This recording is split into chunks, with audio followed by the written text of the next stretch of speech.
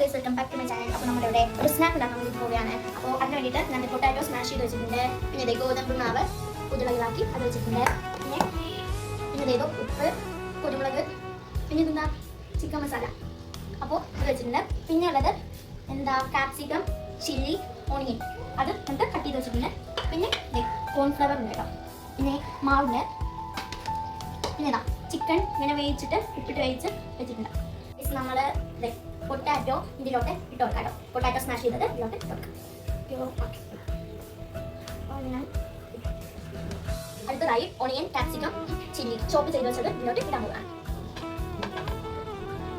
അടുത്തതായി നമുക്ക് ചിക്കൻ ഇട്ട് കൊടുക്കാം. അപ്പോൾ നമ്മൾ ഇതിലോട്ട് കുറച്ച് ഉപ്പ്, പിന്നെ ഗരം മസാല, മുളക് പൊടി നമുക്ക് ഇട്ട് കൊടുക്കാം.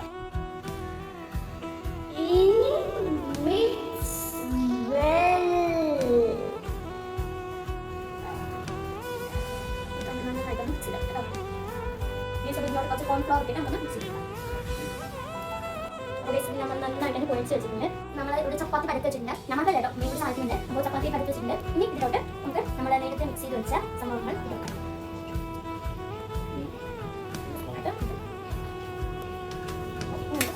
ഞാനിതൊന്നും ഇനി പരത്തി കൊടുത്തിട്ടുണ്ട്. നിങ്ങൾക്ക് ഒന്നും എല്ലാത്തിനും കൊണ്ടൊന്നും പരത്തി കൊടുക്കും.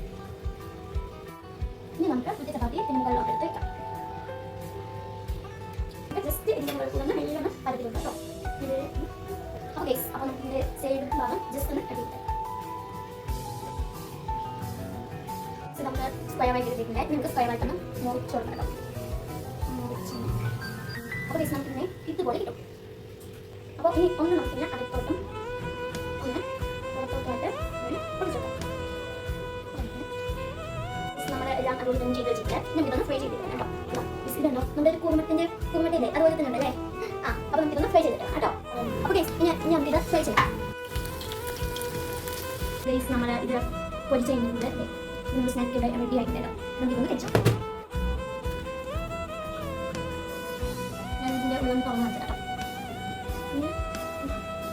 പറയാനുള്ള സൂപ്പറാണ് ഗൈസ്. എല്ലാവരും വീട്ടിൽ ഒന്ന് ട്രൈ ചെയ്ത് നോക്കാം. ഞാനിത് യൂട്യൂബിൽ കണ്ടമ്മയുടെ സഹായത്തോടെയാണ് ഞാനിത് ഉണ്ടാക്കിയത്. അപ്പോൾ ഇത് എല്ലാവർക്കും ഇഷ്ടപ്പെടും. എല്ലാവരും ഒന്ന് വീട്ടിൽ ഒന്ന് ട്രൈ ചെയ്ത് നോക്കണേ.